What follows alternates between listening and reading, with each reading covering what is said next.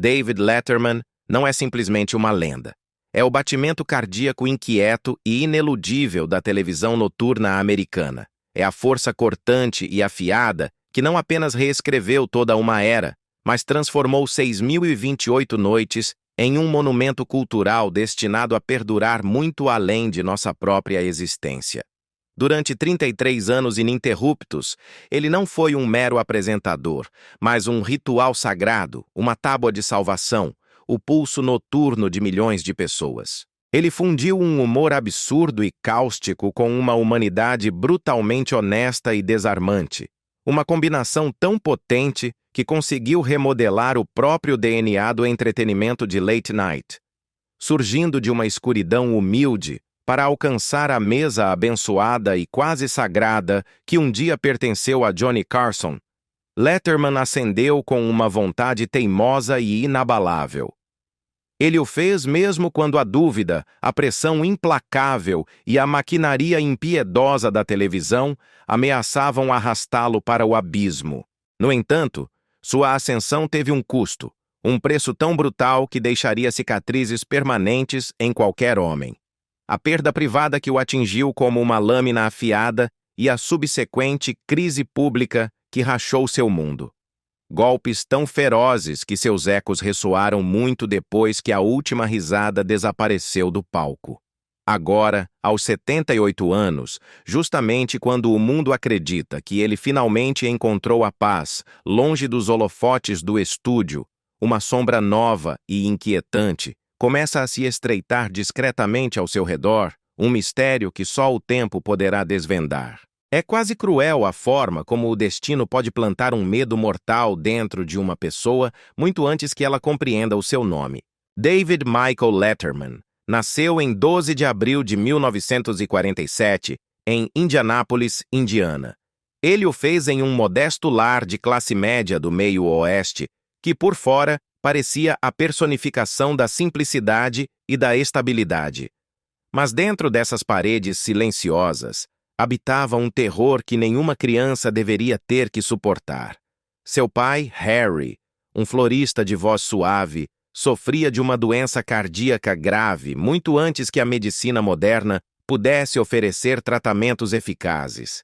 Os ataques cardíacos não eram possibilidades distantes, eram ameaças reais e recorrentes que pairavam sobre a família como uma tempestade implacável da qual jamais poderiam escapar. Sua mãe, Dorothy, a âncora disciplinada e reconfortante do lar, fez o possível para manter uma vida previsível.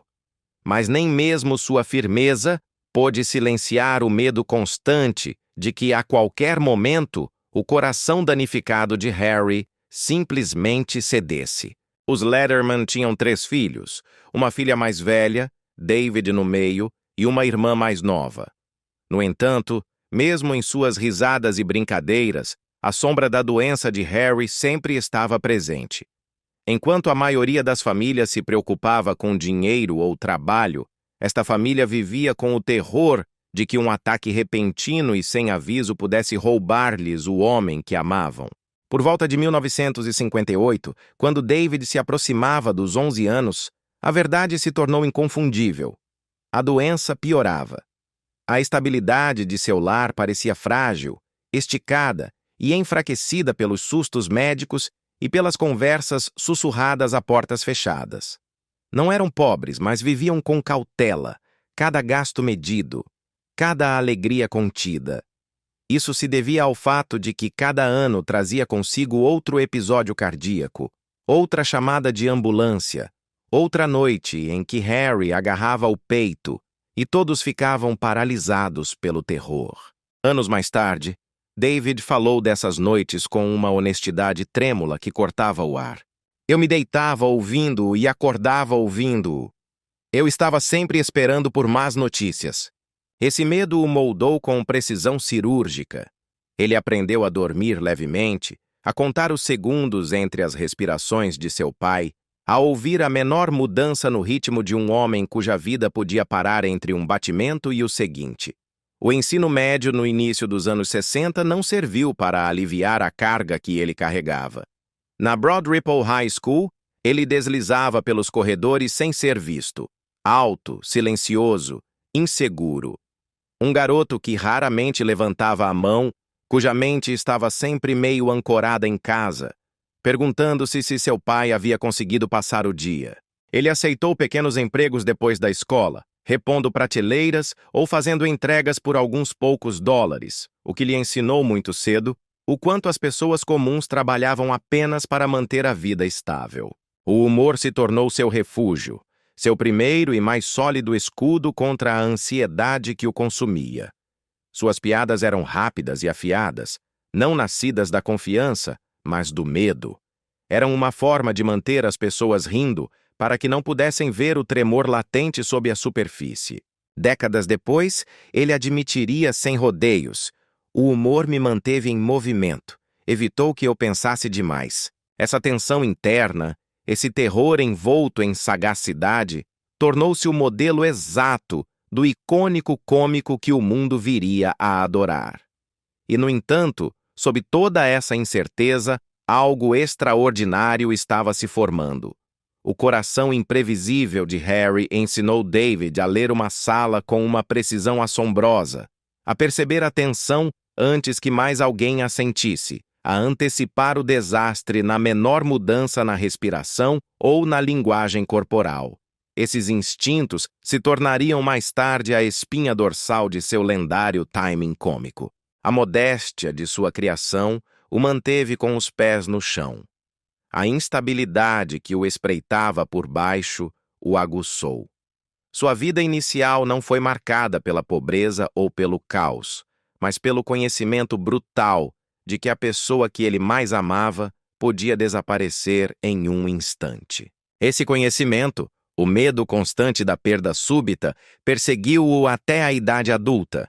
Infiltrou-se na fama e se manifestou em cada triunfo e em cada crise. Tornou-se o combustível implacável por trás de seu impulso incansável, o fogo que o obrigou a correr mais rápido que o silêncio, a encher o mundo de risadas porque ele sabia muito bem com que rapidez a vida podia se tornar silenciosa. E embora ele não pudesse ver então, o terror que se apoderou de seus primeiros anos já o estava alinhando com o destino, preparando-o para um palco brilhante o suficiente para conter seu gênio e profundo o suficiente para ecoar as sombras que o moldaram. Com cada medo que ainda ardia sob suas costelas, David Letterman se lançou ao mundo como um homem que entra em um campo de batalha sem armadura alguma, obrigado a avançar pela vida, estivesse pronto ou não. Por volta de 1965, após terminar o ensino médio, David Letterman agarrou-se ao caminho mais seguro que pôde encontrar. A Universidade Ball State, cabines de rádio com pouca luz e qualquer aula que prometesse ordem em uma vida que nunca se sentiu estável. Mas a segurança durou pouco. Em 1968, enquanto trabalhava na WBST, a estação de rádio administrada por estudantes, ele foi despedido abruptamente por fazer piadas durante um segmento de música clássica. Para outros, foi uma travessura inofensiva. Para ele, foi um veredito. Anos mais tarde, ele admitiu que se sentiu como uma confirmação. Como se eu não fosse bom o suficiente para nada. Essa humilhação não apenas doeu, rachou algo dentro dele. Tornou-se o primeiro momento em que percebeu que o mundo não lhe entregaria um futuro. Se quisesse teria que arrebatá-lo da escuridão com suas próprias mãos. Aceitar um emprego como homem do tempo em Indianápolis deveria ter sido um passo à frente, mas, em vez disso, tornou-se outra lição de subestimação. Seu estilo excêntrico, prever o clima para cidades imaginárias, deslizar piadas na previsão, fazia as pessoas rirem, mas também fazia com que alguns o descartassem como pouco sério, até estranho. Os colegas reviravam os olhos, os produtores questionavam seu julgamento, os telespectadores reclamavam e quanto mais duvidavam dele, mais pesado se tornava o silêncio.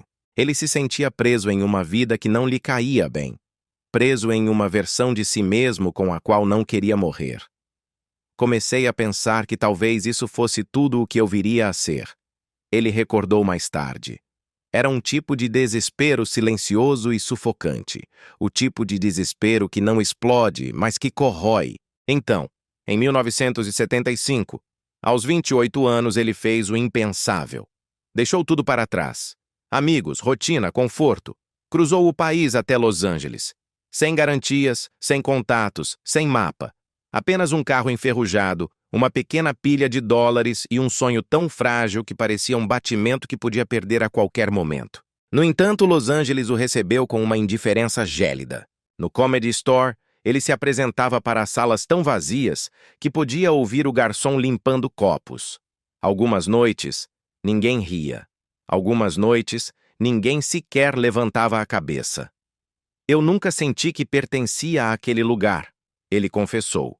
Ele escrevia piadas para pessoas que já tinham carreiras, apresentava concursos locais que ninguém se lembrava e aceitava qualquer emprego que pagasse o suficiente para manter as luzes acesas. Não era pobreza.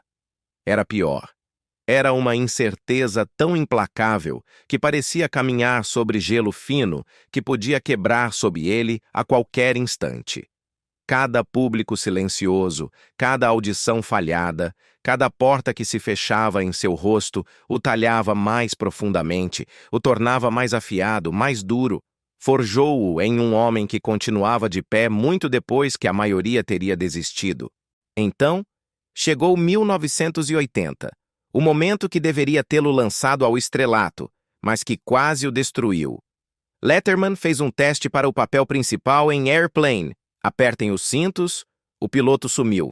Um papel decisivo que poderia ter mudado tudo. Ele fracassou catastroficamente. Nem de perto.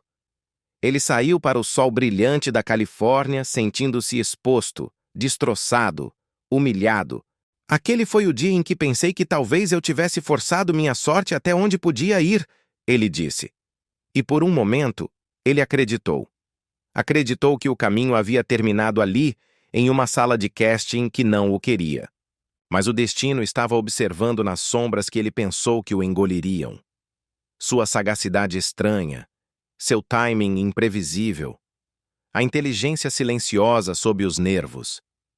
Tudo havia capturado a atenção dos caçadores de talentos do Tonight Show.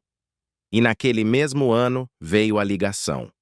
Johnny Carson o queria no programa. O homem que uma vez se apresentou para salas vazias, agora se encontrava sob as luzes mais brilhantes da América.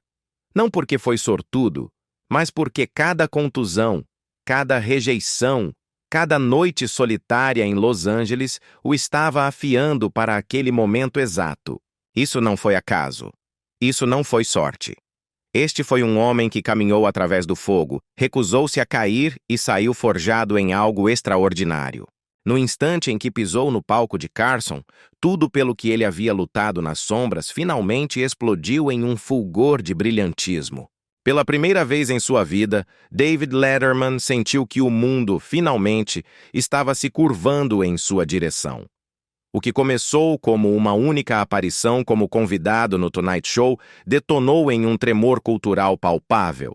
Sua sagacidade excêntrica, suas pausas afiadas como navalhas, sua estranheza imprevisível, os mesmos traços que antes deixavam os executivos nervosos, de repente se tornaram a força magnética da qual a América não conseguia desviar o olhar. No início da década de 1980, o jovem que havia dirigido até Los Angeles com nada mais que medo e um carro enferrujado havia se tornado uma das vozes novas mais eletrizantes da televisão noturna. E quando a NBC lhe entregou o Late Night with David Letterman em 1982, não foi apenas um emprego, foi uma plataforma de lançamento. Noite após noite, ele demoliu as convenções, lançando atores de edifícios, reinventando a ironia, transformando o absurdo em arte e dando ao país algo que ele não sabia que ansiava. A emoção de que, depois da meia-noite, qualquer coisa podia acontecer. Para milhões ele não apresentava o programa, ele o definia, mas a grandeza exige resistência.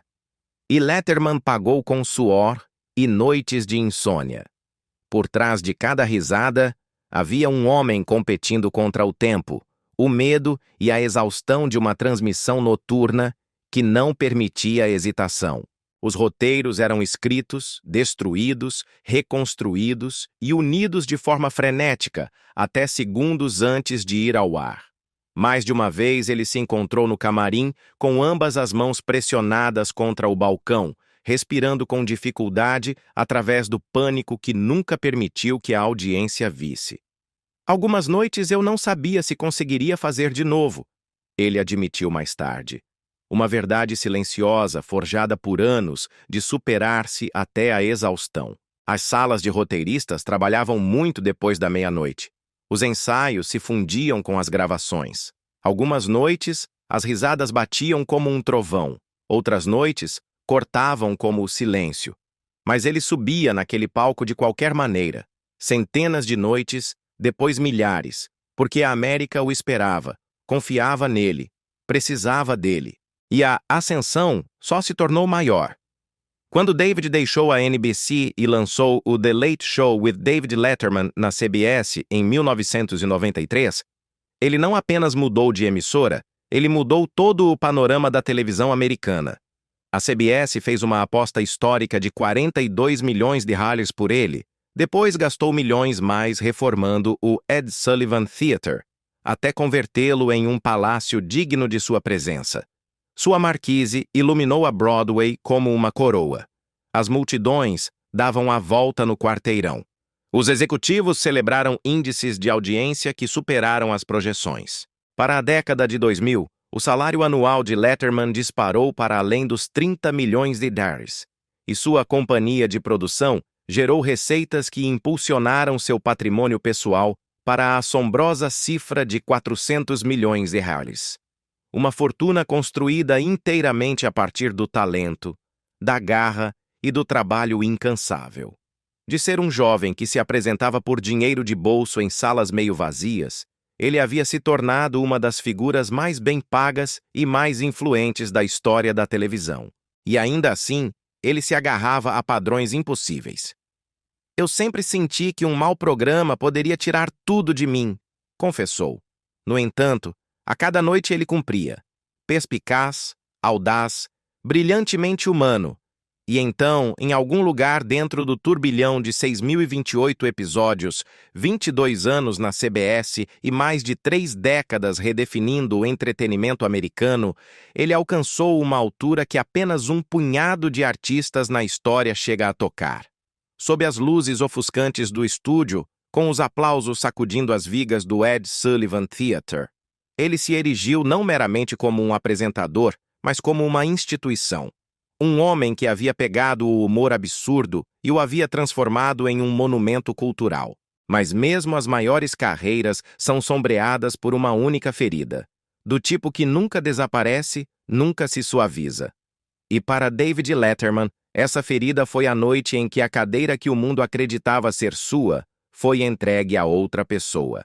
Por mais de uma década, a indústria havia sussurrado a mesma profecia, que Letterman, com sua sagacidade cortante e seu brilhantismo não convencional, estava destinado a herdar o lendário trono de Johnny Carson.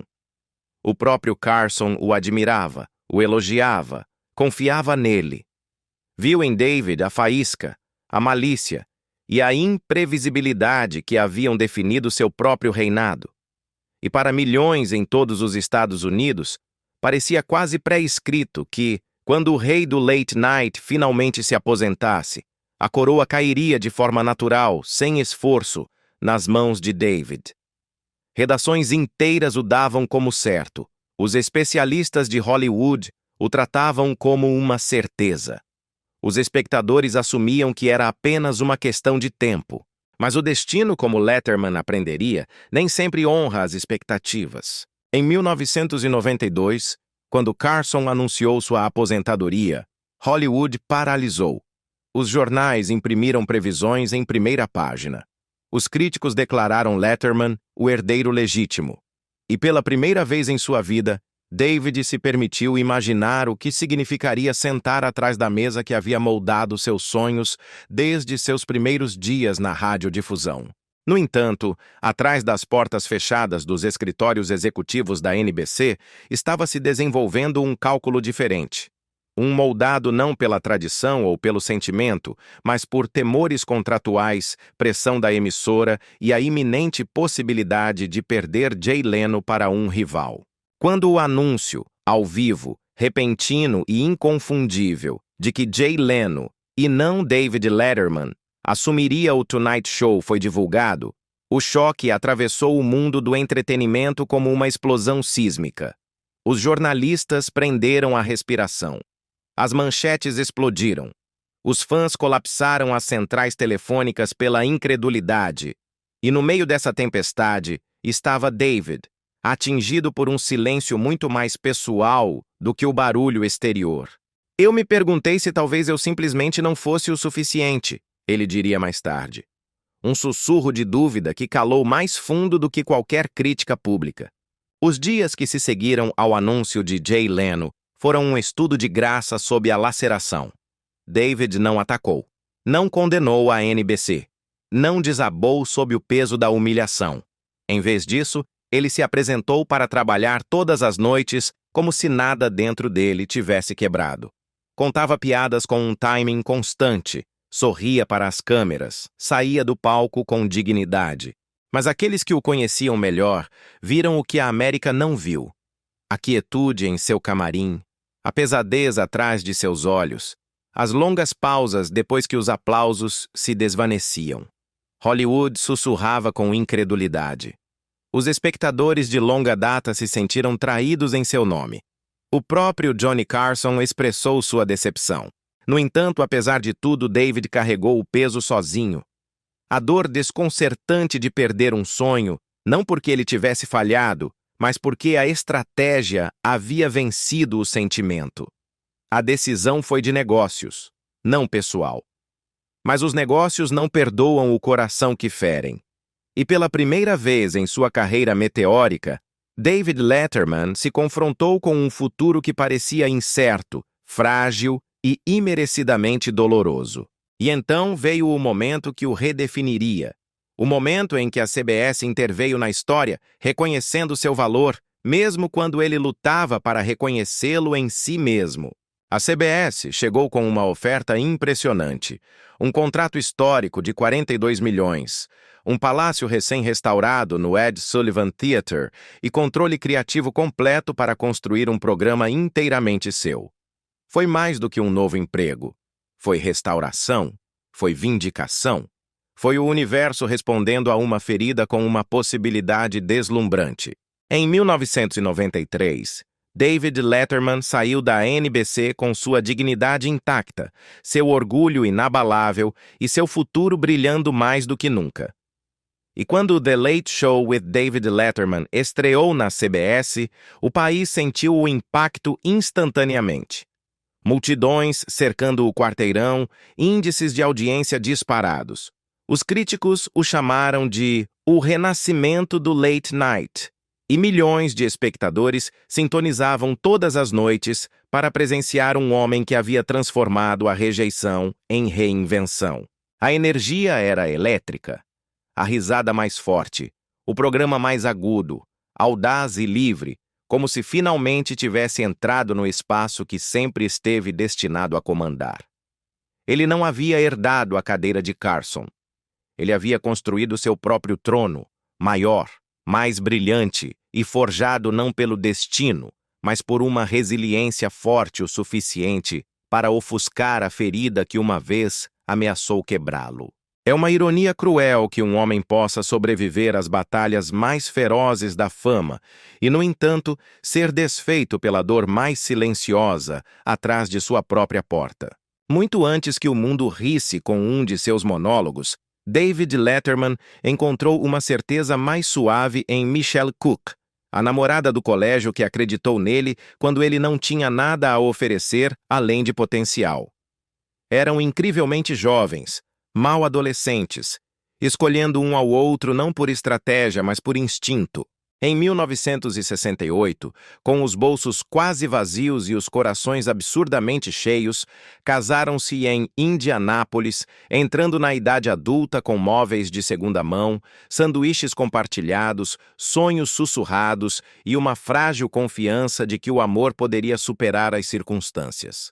Anos mais tarde, David recordaria essa inocência com certa nostalgia, dizendo: "Não tínhamos muito, mas realmente pensamos que isso era o suficiente. Por um tempo foi. O mundo deles era pequeno, quente e unido por pequenas alegrias. Passeios noturnos, jantares baratos e o tranquilo conforto de acreditar que estavam no mesmo caminho.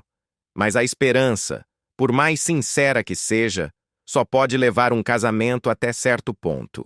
No início da década de 1970, a ambição de David começou a arrastá-lo para uma vida para a qual nenhum dos dois havia se preparado.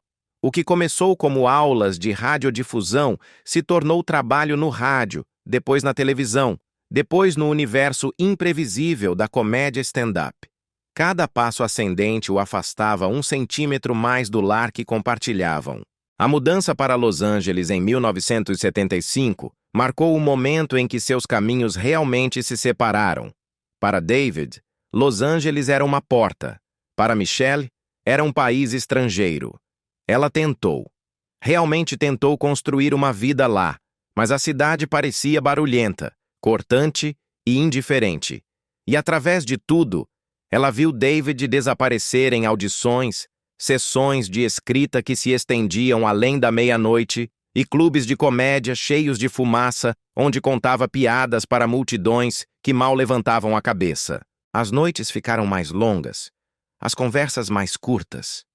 Ela confessou uma vez a uma amiga: "Eu sentia falta do garoto com quem me casei, aquele que costumava me olhar como se eu fosse o mundo inteiro." Anos depois, David admitiria em voz baixa que havia estado tão consumido pelo medo, pela fome e pela desesperada necessidade de triunfar, que não via a solidão acontecendo bem na minha frente. O desmoronamento veio sem vilão ou traição, apenas silêncio, distância e a lenta erosão de dois corações que tentavam sobreviver em mundos diferentes. Carregavam fardos que nenhum ousava expressar, seu terror do fracasso, o terror dela de perdê-lo, e a dor compartilhada de querer filhos que nunca vieram. Duas boas pessoas fazendo o melhor que podiam, simplesmente se desviaram do alinhamento. Em 1977, a verdade se interpôs entre eles com uma suavidade que foi quase misericordiosa. Não puderam continuar mantendo unido o que o tempo e as circunstâncias haviam separado. Sua conversa final foi tranquila, quase insuportavelmente serena, sem acusações, sem vozes levantadas, apenas dois reconhecimentos trêmulos de que o amor havia mudado de forma. Quando David assinou os papéis do divórcio, ele recordou mais tarde: sentiu-se como fechar uma porta que não sabia que vinha se fechando lentamente por anos. Foi o tipo de final que não deixa impressões digitais, apenas ecos. Nos anos que se seguiram, a dor persistiu de maneiras silenciosas e complicadas. Michelle carregou com a dor agridoce de observar à distância como o homem que uma vez esteve tão perto ascendia a um mundo que outrora imaginaram conquistar juntos. David carregou com a pontada silenciosa de saber que sua primeira promessa de para sempre havia terminado antes que seu futuro sequer tivesse começado. Com o tempo, ele falou desse capítulo com uma suavidade moldada pelo arrependimento e pela gratidão entrelaçados. Éramos crianças tentando construir uma vida que ainda não entendíamos. E talvez essa seja a verdade mais profunda que sua história deixa: que o amor nem sempre falha porque é fraco, mas porque a vida exige demais de corações que ainda estão aprendendo a bater em uníssono. Seu casamento terminou sem amargura, mas não sem tristeza, deixando um terno lembrete de que mesmo os alicerces mais gentis podem rachar. Não por negligência ou traição, mas pelo peso dos sonhos que crescem mais rápido do que duas almas jovens foram construídas para suportar. Não muito depois de ver como seu primeiro casamento se fechava, como uma porta que não estava pronto para deixar para trás, David Letterman, de 31 anos, adentrou em um novo tipo de amor.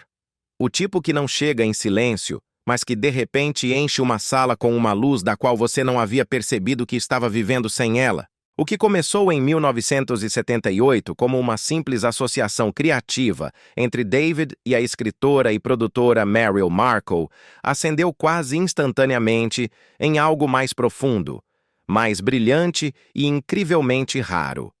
Um encontro de instintos, humor, medos e anseios tácitos que se encaixaram com a precisão de duas peças de um quebra-cabeça que finalmente encontram seu par. Meryl o entendeu com uma intimidade quase inquietante. O tremor de ansiedade sob seu sarcasmo, a inteligência tímida que se escondia atrás de seu humor estranho, a vulnerabilidade que ele ocultava atrás de cada piada, como se temesse que o mundo pudesse ver demais. Eles não apenas viviam juntos, eles clicavam. O tipo de clique que parece o destino ressoando no fundo dos dias comuns. Acordavam juntos, escreviam juntos, perseguiam prazos juntos, riam até o amanhecer juntos. Seu apartamento, abarrotado de cadernos, caixas de comida para viagem e arremates rabiscados, batia com um calor que nenhum dos dois havia conhecido antes. Os primeiros anos pareceram imparáveis, como se o mundo finalmente tivesse se curvado a seu favor. Meryl não simplesmente acreditava em seu talento. Ela o amplificou. Ela o empurrou, o desafiou, o aguçou em todos os lugares onde a vida outrora havia tentado ofuscá-lo.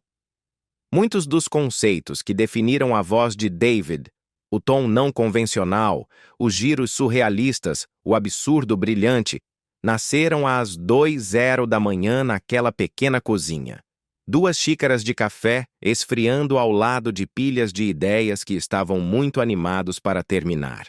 Ela viu coisas na minha comédia que eu nem sabia que estavam lá, David admitiu anos depois. Uma confissão envolta em gratidão, nostalgia e a dor silenciosa de saber quão rara é essa classe de compreensão. Ela não era apenas sua parceira.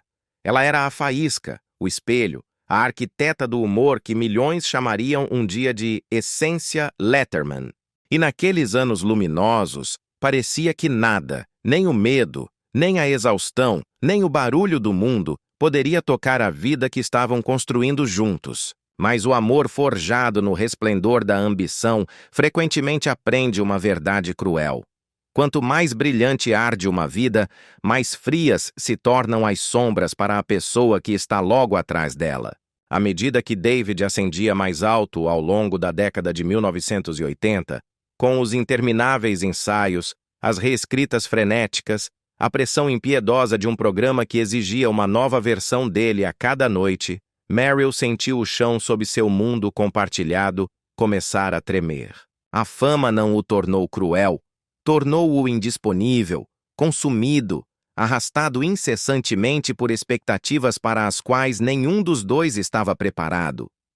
O homem com quem uma vez ficou rindo até o amanhecer, agora tropeçava ao entrar pela porta muito depois da meia-noite, com os ombros pesados, os nervos destroçados, os olhos distantes, como se parte dele tivesse ficado no estúdio e tivesse esquecido como voltar para casa. Seu apartamento, uma vez vibrante com brainstorms, piadas rabiscadas e o calor de 2 pessoas construindo algo juntas, tornou-se tão silencioso que ela podia ouvir o zumbido da geladeira como um lembrete de quão vazias as salas haviam ficado. Os fins de semana se dissolveram em trabalho. As conversas se adelgaçaram até se tornarem acenos. Os jantares se converteram em sanduíches desparelhos comidos com horas de diferença em extremos opostos do mesmo espaço. Meryl disse mais tarde que podia sentir ele escorregando para um futuro em que eu não estava sendo escrita. Uma frase afiada o suficiente para partir uma década pela metade. E David, olhando para trás com a dolorosa clareza que só a distância pode oferecer, admitiu. Eu estava tão ocupado tentando não fracassar que não vi que estava falhando com ela. E sob tudo isso, jazia outra dor que nunca ousaram nomear em voz alta. 10 anos juntos e nenhum filho, nenhuma âncora compartilhada forte o suficiente para atraí-los de volta um ao outro quando a vida os empurrava para longe. Não foi raiva, não foi traição. Foi algo muito mais triste, muito mais humano. Duas pessoas que continuavam na mesma sala, mas sonhando em direções diferentes. Cada passo à frente para um se convertia em um passo longe do outro. A fratura chegou em 1986, não de forma ruidosa nem escandalosa, mas no tipo de silêncio que fere mais profundamente do que qualquer discussão. Não foi uma briga.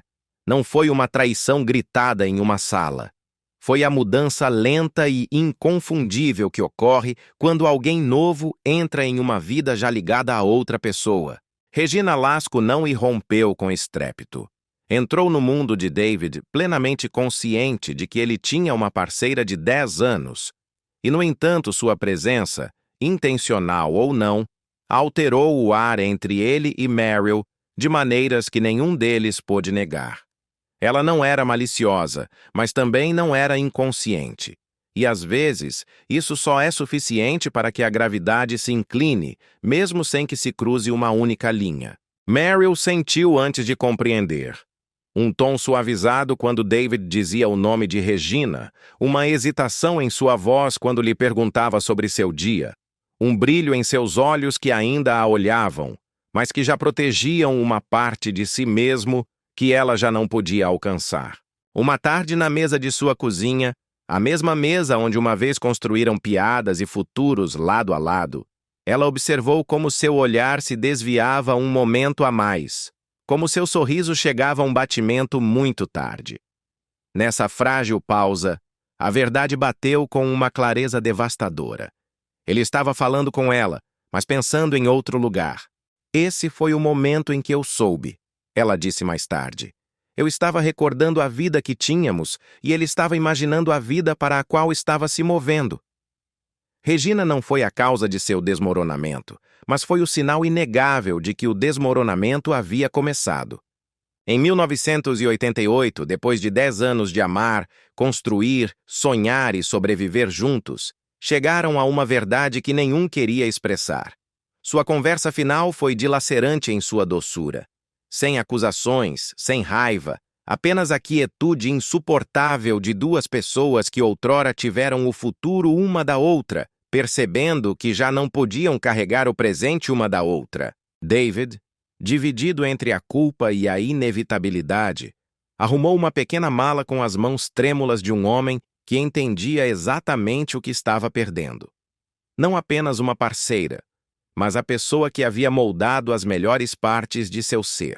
Quando parou no limiar do lar que haviam criado, uma década de risadas, roteiros, café da meia-noite e sonhos, Meryl não suplicou nem protestou. Ela simplesmente sussurrou: "Cuide-se." A forma como se fala com alguém que sempre se amará, mas a quem já não se pode agarrar sem se quebrar no processo. Nos anos que se seguiram, a dor se instalou em suas vidas em diferentes formas silenciosas. Meryl carregou com a dor de observar a distância, como o homem que uma vez amou, o homem cujo humor ela havia ajudado a esculpir linha por linha, noite após noite, acendia a um foco que outrora sonharam alcançar juntos. Ela disse mais tarde: "Pareceu como ver uma casa que construía acender-se para outra pessoa. Não havia amargura em sua voz, apenas a suave dor de alguém que havia derramado uma década de seu coração em um futuro em que já não estaria." David, à sua maneira, carregou com um peso diferente, o conhecimento constante e tácito de que não apenas havia perdido uma parceira, mas a bússola criativa que uma vez acalmou suas tempestades muito antes que o mundo soubesse seu nome. Com o tempo suavizado pela reflexão, o arrependimento e uma gratidão que lutava para articular, ele admitiu: "Nós trabalhamos melhor juntos do que vivemos juntos." Nessa única frase residia a verdade que havia levado anos para compreender: que o amor e a compatibilidade nem sempre são a mesma coisa, e que perder alguém que te moldou pode te perseguir muito depois que o romance se desvanece. E talvez essa seja a verdade mais humana que sua história deixa. Que alguns amores não colapsam por traição ou fraqueza, mas pelo puxão silencioso e implacável de dois corações que crescem em direções diferentes. Que algumas pessoas entram em nossas vidas não para ficar para sempre, mas para nos ajudar a construir a versão de nós mesmos que nunca teríamos podido construir sozinhos. Sua década juntos terminou sem raiva, mas não sem tristeza, deixando um lembrete terno e vitalício de que, às vezes, nos tornarmos quem estamos destinados a ser requer deixar ir a pessoa que nos ajudou a começar. E quando a relação de 10 anos que havia lutado para salvar finalmente colapsou, David Letterman adentrou em um novo amor com a mesma mulher que havia ficado discretamente nos limites do anterior. A conexão de David Letterman com Regina Lasko não acendeu no escândalo. Formou-se na quietude oca e trêmula que se segue a um rompimento muito pesado para deixar para trás completamente. Ela havia estado ali nessas últimas temporadas frágeis, visível o suficiente para lhe lembrar a verdade que ele não queria enfrentar, mas sem cruzar nunca uma linha. E quando a porta finalmente se fechou atrás de uma década de sua vida, David avançou em direção a ela com os passos incertos de um homem que carregava tanto a dor quanto a mais ínfima esperança de que algo diferente pudesse sobreviver. Nenhum dos dois entendeu o que estavam começando. Pela frente havia mais de 20 anos, não de simples amor, mas de uma devoção testada pela pressão, pelo silêncio, pela fama, pelo medo e pelas escolhas que os marcariam a ambos. Ainda não podiam ver as tempestades que se gestavam muito além da calma, a alegria que o reconstruiria, o perigo que quase os destruiria, e um acerto de contas tão feroz que sacudiria os alicerces de tudo o que estavam construindo. O horizonte parecia tranquilo, mas as ondas que viriam seriam nada menos que sísmicas. Nesses primeiros anos, Regina, de 26 anos, muito mais jovem que o homem de 40 anos que havia escolhido, entrou em uma vida que já estava se curvando sob o peso da crescente fama de David. As noites se desvaneciam em ensaios, as manhãs eram engolidas pelos prazos, e ela aprendeu rapidamente que amá-lo significava compartilhá-lo com milhões de estranhos que reclamavam uma parte dele toda vez que subia ao palco. Tentaram construir um ritmo, agarrar-se a pequenos rituais do lar. Mas mesmo em seus momentos mais doces, ela sentia a dor silenciosa de amar um homem que o mundo acreditava possuir primeiro. Algumas noites, ela se sentava sob o suave resplendor de uma lâmpada, esperando ouvir sua chave na fechadura muito depois da meia-noite, ensaiando sorrisos que não tinha certeza de sentir quando ele finalmente entrasse. Algumas manhãs, estendia a mão através dos lençóis apenas para encontrar seu lado já frio. O silêncio ao seu lado mais profundo que qualquer discussão. E ainda assim ela ficou, não por ingenuidade, mas pela coragem feroz e constante de uma mulher que entendia que o amor real frequentemente cresce nos espaços onde duas pessoas lutam para se encontrar. No entanto, a tensão não era apenas dela. David, mais velho e marcado pelos fantasmas das decisões que ainda carregava, sentia o peso do que estava pedindo que ela suportasse. Havia noites em que se sentava na parte de trás de um estúdio escuro após a gravação, perguntando-se se o homem que o mundo adorava estava se convertendo lentamente no homem com o qual ela já não poderia viver. Ele se apoiou em Regina mais do que jamais admitiu. Em sua calma, sua paciência, sua capacidade de suavizar as partes dele que a fama havia endurecido. E embora nenhum dos dois o dissesse em voz alta, ambos sentiram a verdade frágil que se assentava ao seu redor. O futuro que tentavam construir era bonito, mas já estava costurado com rachaduras. Não por falta de amor, mas pela crescente distância entre a vida que ele vivia sob os holofotes e a vida que ela vivia na tranquilidade que restava para trás. Tudo mudou em 2003 com a chegada de seu filho, Harry Joseph Letterman. Um milagre que ocorreu 17 anos depois que David e Regina começaram a construir uma vida juntos. David tinha 56 anos, Regina 43, e a simples ideia de se tornarem pais nessa etapa da vida parecia menos como biologia e mais como graça. Para um homem que havia passado décadas se preparando para o lento estreitamento do tempo, o surgimento repentino de uma nova vida pareceu quase irreal. Harry era diminuto, frágil e incrivelmente perfeito, e David o segurou como se o mundo pudesse se despedaçar se ele afrouxasse seu aperto nem por um segundo. O velho medo que ele havia carregado desde que perdeu seu pai aos 26 anos ressurgiu com uma intensidade impressionante. O medo de não ter anos suficientes restantes para dar a seu filho tudo o que ele merecia. Mas com esse medo veio algo que ele nunca havia conhecido. Um sentido de propósito tão feroz que suavizou cada aresta dura que ele havia passado a vida inteira afiando. Regina viu acontecer em tempo real.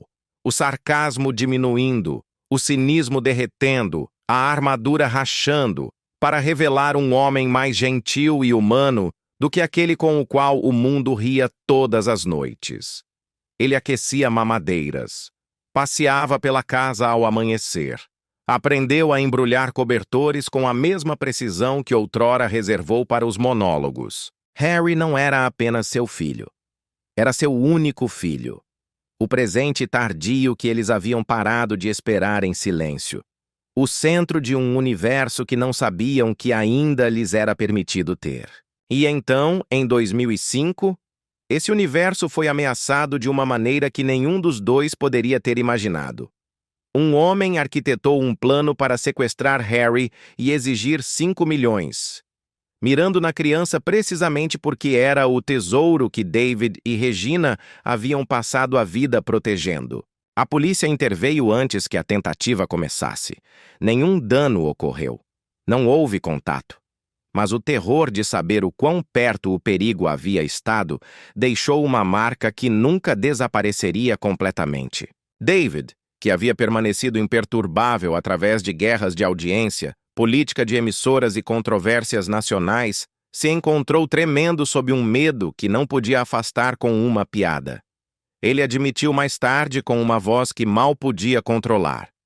Eu nunca conheci um medo como esse. Durante semanas depois, ele caminhou pela casa à noite, verificando as fechaduras 2 vezes, depois mais uma, e mais uma. Não porque duvidasse do mundo, mas porque duvidava da segurança de qualquer coisa tão preciosa. Regina o amparou através de cada noite sem dormir, ancorando-o quando lhe faltava o ar, lembrando-o de que Harry estava seguro, mesmo quando sua mente reproduzia possibilidades muito escuras para nomear. Foi então, nas horas tranquilas e trêmulas, em que o mundo dormia, que David compreendeu uma verdade que nunca antes havia captado. A família não é apenas algo que você constrói. É algo que você defende com tudo o que você é, especialmente quando a vida tenta tirá-la de você. Apenas alguns meses depois de se apresentarem como marido e mulher em uma cerimônia tranquila e varrida pelo vento em Montana, David e Regina se viram empurrados para a tempestade de fogo mais escura de suas vidas. Um acerto de contas tão feroz que quase destroçou um vínculo que levava 20 anos se forjando. Seu casamento havia sido pequeno, quase reverente. Sem holofotes, sem câmeras, apenas o som do vento da montanha varrendo o vale, enquanto trocavam votos nos quais haviam passado décadas crescendo. Esperaram tanto porque ambos entendiam quão frágeis as promessas podiam ser.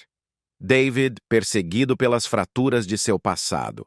Regina, determinada a que um compromisso ganho lentamente durasse mais do que um feito às pressas. Já haviam sobrevivido a tanto juntos. Quase 2 décadas de rotinas compartilhadas, reconciliações silenciosas, medos tácitos de perder um ao outro, e o delicado ato de equilíbrio de construir uma vida ao lado de um homem reclamado todas as noites por milhões. No entanto, nada os preparou para o golpe que destroçou a fina paz na qual finalmente haviam aprendido a confiar. Um envelope, uma ameaça, um estranho que afirmava possuir páginas de notas privadas, linhas do tempo, iniciais. O diário cru dos erros passados de David. Regina havia aceito há muito tempo que ele não era perfeito, mas ver sua imperfeição convertida em munição pareceu uma lâmina pressionada contra a garganta de seu casamento. Vê-lo escrito, David admitiu, pareceu como olhar para um fantasma de mim mesmo que eu acreditava ter enterrado. O extorsionário exigiu 2 milhões. Se David se recusasse, o passado seria desvendado. Sob o pânico crescente veio um terror mais agudo do que a vergonha. Posso sobreviver ao público, ele disse a um amigo. Eu simplesmente não sabia se poderíamos sobreviver a isto. Em 1º de outubro de 2009, sob as luzes ofuscantes do Ed Sullivan Theatre, David subiu ao palco com o peso de um homem que se aproximava de seu próprio veredicto.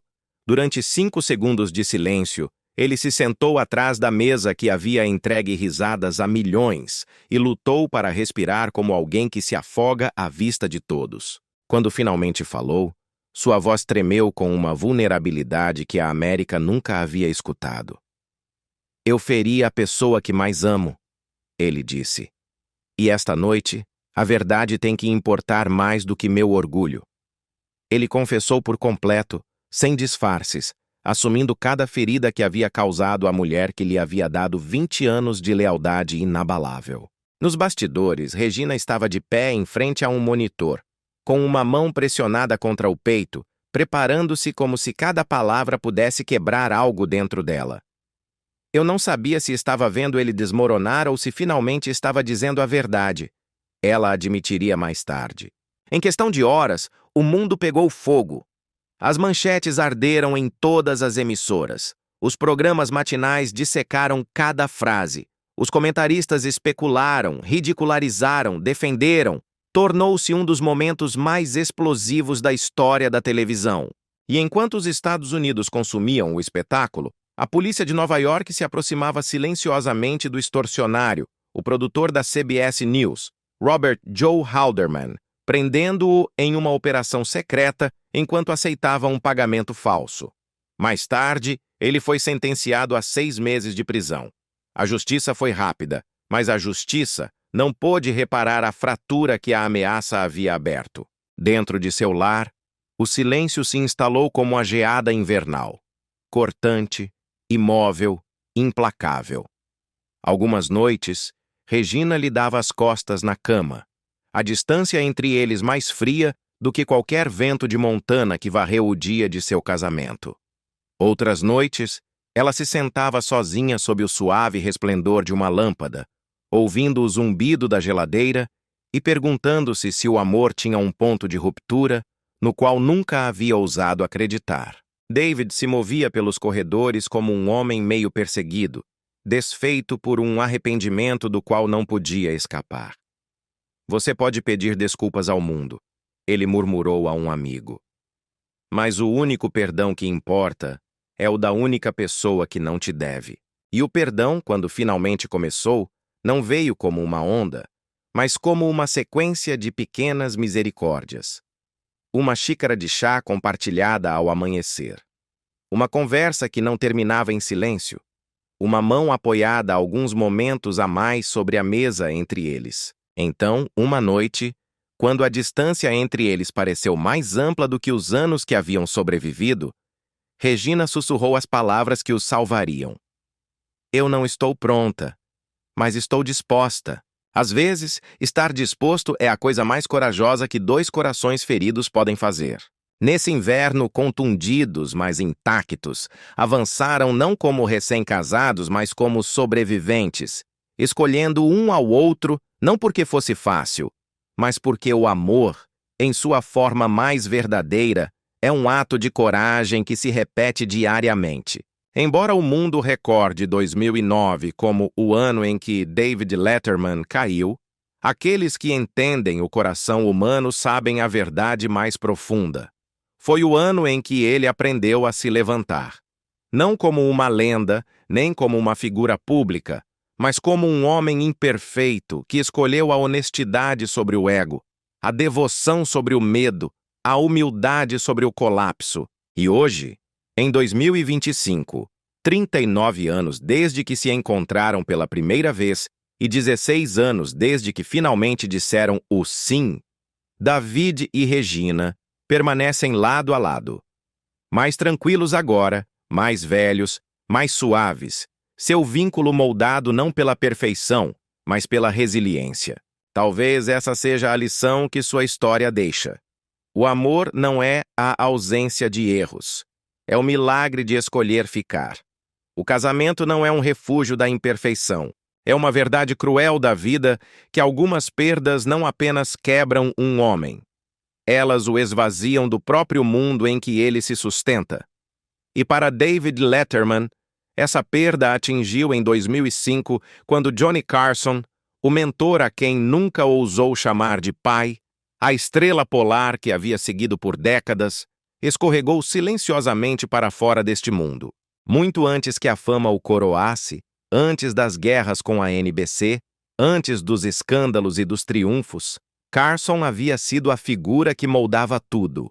A voz que David estudou, o ritmo que imitou, o padrão de ouro com o qual ele se media. Quando Carson o convidou pela primeira vez ao Tonight Show, David disse mais tarde que se sentiu como se alguém finalmente tivesse me visto. Seu vínculo era silencioso, pouco sentimental, mas profundo. O tipo de conexão forjada não em palavras, mas em reverência. No início da década de 2000, Carson havia se retirado a um isolamento quase completo, vivendo seus últimos anos longe das câmeras e das multidões.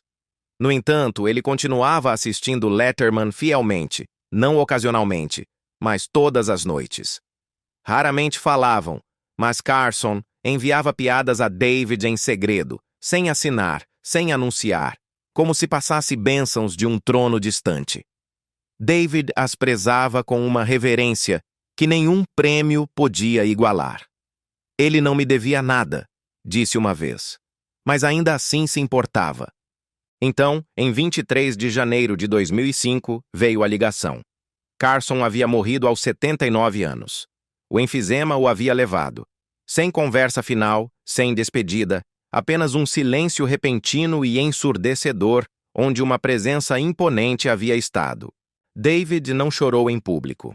Não fez grandes declarações.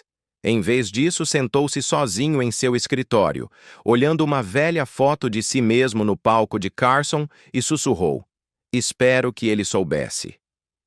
Dias depois, a homenagem chegou. Simples, devastadora, inesquecível. David subiu ao palco do Ed Sullivan Theatre, sem uma montagem elaborada, sem discursos sentimentais, apenas um monólogo entregue com uma quietude que parecia quase sagrada. O que a audiência não sabia era isto. Cada piada que David proferiu naquela noite havia sido escrita pelo próprio Carson, enviada por correio nos últimos dias de sua vida. Eram as últimas piadas que Johnny Carson jamais escreveria. A voz de David tensionou no arremate final. Apenas o suficiente, mas o suficiente para que aqueles que o entendiam sentissem o terremoto por baixo. Quando retornou ao backstage, sentou-se sozinho em um canto, com os cotovelos sobre os joelhos, o rosto entre as mãos. Acabara de proferir as últimas palavras de Carson ao mundo e o peso dessa verdade o atingiu com toda a sua força. Nos meses seguintes à morte de Carson, algo em David mudou. A fama já não brilhava. Os aplausos se suavizaram. O sucesso pareceu mais pesado, mais frágil. Perder Carson o obrigou a confrontar a verdade que havia evadido por muito tempo. Os heróis são mortais, e quando se desvanecem, levam consigo pedaços de nós. Mas a perda também o fez mais profundo. Falava mais suavemente com seu pessoal. Suas entrevistas se tornaram mais humanas, mais vulneráveis. Às vezes, tarde da noite, demorava-se sozinho no teatro vazio, folheando velhos cartões de referência, traçando a caligrafia escorregadia do homem que outrora havia estudado, como se fosse uma escritura sagrada. E mesmo agora, em 2025, 20 anos depois, David raramente fala de Carson, não porque a dor tenha diminuído, mas porque algumas penas se entrelaçam tanto na vida de um homem que já não se necessita de palavras. E talvez essa seja a verdade silenciosa que este capítulo deixa. As pessoas que nos moldam nunca desaparecem realmente. Elas vivem em cada instinto que aguçamos, em cada caminho que escolhemos, em cada momento de coragem que reivindicamos como nosso. Johnny Carson foi a estrela guia de David. E mesmo após a morte, continua sendo a luz que David nunca deixou de seguir. Não há dor mais devastadora do que a dor de perder suas raízes. O momento em que as pessoas que outrora te sustentaram começam a desvanecer, deixando para trás um vazio que você pode sentir em seus ossos. Para David Letterman, esse desmoronamento começou em 1973, com uma única ligação telefônica que atravessou sua vida como uma lâmina. Ele tinha apenas 26 anos. Seu pai, Harry Joseph Letterman, havia colapsado devido a um ataque cardíaco repentino, o mesmo perigo que havia espreitado seu lar desde que David podia se lembrar.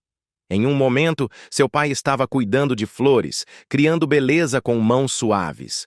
No seguinte, havia partido sem aviso, sem fôlego, sem um adeus. David não chorou a princípio. Simplesmente se sentou em uma quietude atordoada, como se a terra tivesse se movido sob ele e o tivesse deixado suspenso entre a incredulidade e a dor. Ele admitiria mais tarde que a parte mais difícil não foi perdê-lo.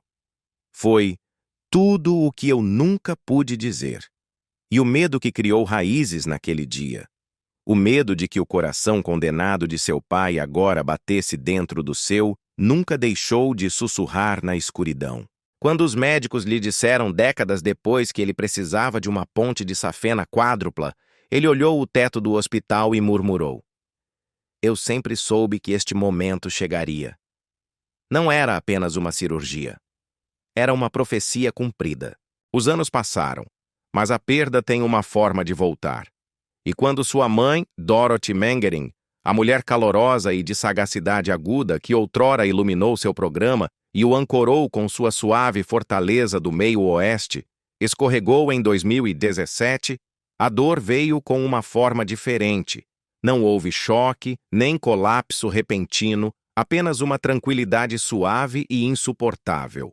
O tipo de pena que rasteja quando a última pessoa que se recorda de seus inícios se despede deste mundo. David disse uma vez em voz baixa: "Pensei que ela viveria para sempre." Ela havia sido a voz inabalável através de cada capítulo, animando-o quando era apenas um garoto tímido em Indianápolis, rindo de suas primeiras piadas, lembrando-o de se manter humano, mesmo quando a fama o arrastava para uma vida maior do que qualquer um dos dois havia imaginado. Quando ela morreu, não foi dramático. Foi pior. O suave fechar de uma porta que ele nunca quis ver selada. O último fio que o prendia à sua origem simplesmente desapareceu. Nas semanas seguintes, aqueles ao seu redor notaram uma nova quietude em David. Não a dor ruidosa, mas a silenciosa que se assenta nos olhos. Falava menos, refletia mais e parecia flutuar entre o mundo em que vivia e o que havia perdido. A dor não era aguda como o dia em que seu pai morreu. Era mais profunda, mais velha. O tipo que se assenta na alma de um homem quando ele percebe que já não resta ninguém a quem chamar de lar. Ninguém que lhe pergunte se está comendo o suficiente. Ninguém que lhe recorde o menino que ele outrora foi. Ninguém que se recorde do som de seus pés correndo pela cozinha de sua infância. Em raras entrevistas em que mencionava sua mãe, sua voz se suavizava até se tornar frágil. Parte gratidão, parte dor, parte rendição a uma verdade da qual não podia escapar. Agora era o ramo vivo mais velho da árvore genealógica. E talvez essa seja a verdade tranquila e brutal que este capítulo deixa. Perder um pai fratura sua juventude. Perder uma mãe fratura seu passado. Uma perda atinge como um raio, repentina, impiedosa. A outra se assenta como o crepúsculo, suave, inevitável e final. No entanto, ambas talham a mesma compreensão na vida de um homem. Você não sente o peso total da solidão até que as pessoas que te criaram se foram. Para David Letterman, perder suas raízes não o quebrou, o remodelou, o fez mais lento, o fez mais gentil, mais agradecido, mais consciente de cada batimento frágil nas pessoas que ama. E se sua história sussurra algo para o resto de nós, é isto: ame ferozmente seus pais enquanto ainda pode. Porque um dia, o lugar que outrora chamou de lar sobreviverá apenas como uma lembrança. Nada persegue mais um homem do que a doença que ele viu matar a pessoa que mais amava enquanto crescia. E para David Letterman, esse pesadelo retornou no ano 2000. Ele havia passado toda a sua vida adulta fugindo do medo que vivia dentro dele desde a infância. O medo de herdar o mesmo coração frágil que levou seu pai aos 57 anos. Durante anos ele havia ignorado os sinais de aviso, a opressão no peito durante os ensaios, o fôlego que se cortava na metade de uma piada, os momentos tranquilos no backstage quando a sala inclinava ligeiramente. Disse a si mesmo que era exaustão, pressão, o custo de carregar a risada de uma nação todas as noites. Mas em uma fria tarde de janeiro, um check-up de rotina se converteu em uma sentença que ele sempre soube que estava esperando. Bloqueio arterial severo. Era requerida cirurgia imediata. As palavras o atingiram como um fantasma que retorna. Foi assim que ele se sentiu? Sussurrou David, pensando em seu pai deitado em uma cama de hospital décadas antes. E de repente, o mundo, o palco, os aplausos, a fama se reduziram a uma única e aterrorizante verdade. Seu coração estava falhando e o tempo já não estava garantido. Nos dias anteriores à operação, David se movia por sua casa como um homem caminhando debaixo d'água. Cada som abafado, cada momento desacelerado. Regina tentou se manter firme por ele, mas nem mesmo ela pôde ocultar o medo que tremia sob sua calma. À noite, ela punha uma mão sobre seu peito apenas para sentir a subida e a queda de sua respiração, aterrorizada pelo que o silêncio poderia significar. Seu filho, ainda tão pequeno que mal entendia a palavra hospital, subia no colo de David, sem saber que seu pai estava memorizando o peso dele por via das dúvidas. A noite antes da cirurgia, David assinou os formulários de consentimento com uma mão que não parava de tremer. Olhou para a página e não viu palavras, mas sim lembranças. A última vez que viu seu pai com vida, os anos que temeu que este momento chegasse, a promessa que havia feito em silêncio de que viveria o suficiente para criar seu filho. Eu não estou pronto para ir embora, ele sussurrou para Regina. Ainda não. Ela segurou seu rosto entre as mãos e lhe disse, então lute, simplesmente lute. E assim, antes que amanhecesse, ele foi levado por um corredor que parecia incrivelmente longo.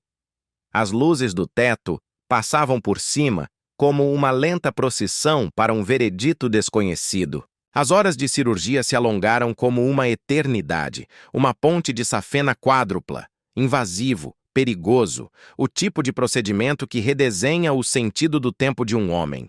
Quando David finalmente abriu os olhos na recuperação, o mundo parecia incrivelmente brilhante, nítido, quase novo. Tubos e monitores o cercavam. Sentiu o peito como se uma montanha tivesse se assentado sobre ele, e cada respiração chegava como um pequeno e doloroso milagre. Mas ele estava vivo. Estendeu a mão procurando a de Regina com o aperto fraco de alguém que ainda está na metade do caminho entre mundos. E quando ela sussurrou, "Você conseguiu." Ele soltou uma risada frágil que era metade alegria, metade exaustão e totalmente alívio. Nas semanas seguintes, ele se curou lenta e dolorosamente, acordando à noite de sonhos de salas de cirurgia e caindo em cochilos diurnos que não podia evitar. As escadas o exauriam. As luzes do estúdio pareciam mais ásperas do que antes, mas algo dentro dele havia mudado. Falou mais suavemente com seu pessoal. Fazia pausas com mais frequência. começou a compreender o peso do presente que lhe havia sido dado. E então chegou a noite em que retornou à televisão. Um momento tão emotivo que continua sendo uma das transmissões mais inesquecíveis na história do Late Night. Quando subiu ao palco, a audiência se levantou e não parou de aplaudir. Alguns aplaudiam, outros choravam. David ficou quieto, atônito pela onda de amor que se elevava em sua direção. Pela primeira vez, a piada não era dele. O milagre, sim, era. Apresentou os cirurgiões cardíacos que haviam salvado sua vida, chamando-os de heróis que caminham entre nós. E a sala explodiu novamente. Naquela noite, ele não foi um comediante soltando arremates. Foi um sobrevivente, recordando a milhões que a vulnerabilidade não é fraqueza, que o medo não diminui um homem e que a vida, em toda a sua fragilidade, vale a pena lutar por ela. Em 2025, as cicatrizes permanecem. Não as cirúrgicas, mas as emocionais talhadas nos espaços silenciosos da memória. A idade trouxe suas próprias batalhas, pressão arterial alta, noites de insônia, a rigidez que se assenta em ossos que carregaram demais. Mas sobreviver à cirurgia de coração o remodelou para sempre. O humilhou, o suavizou, o aprofundou.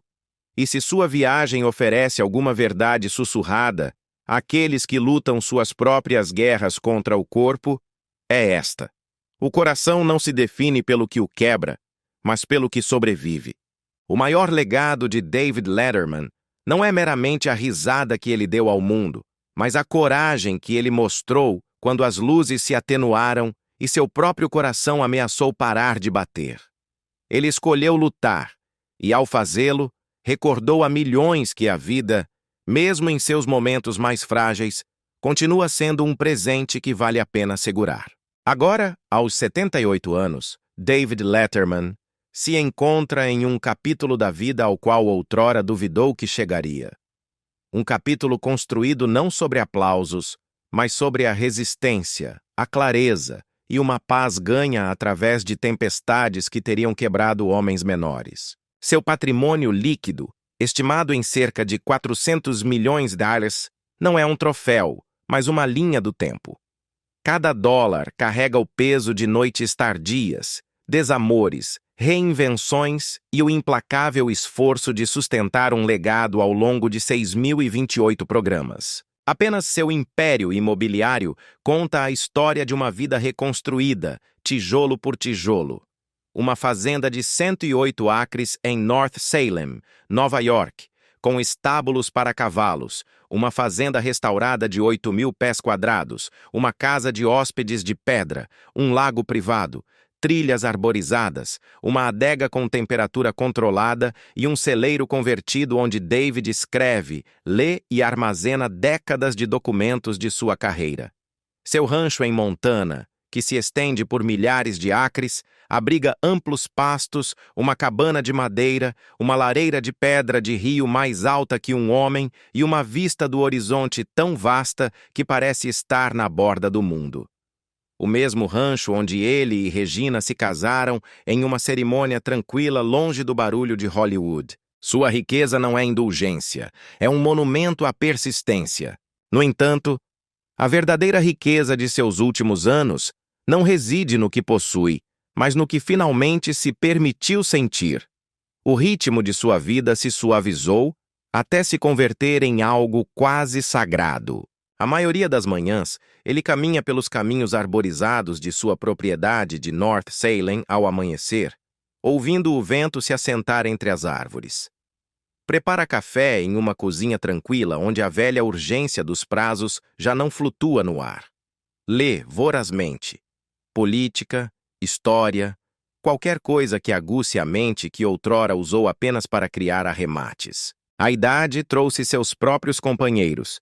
Pressão arterial alta, dor nas articulações que visita suas mãos durante o inverno, a monitoração constante requerida após sua cirurgia de coração. Mas ele enfrenta esses desafios com humildade, não com medo. Já não corre através da vida. Ele a estuda, cozinha para Regina, liga para velhos amigos que outrora perdeu no turbilhão da fama.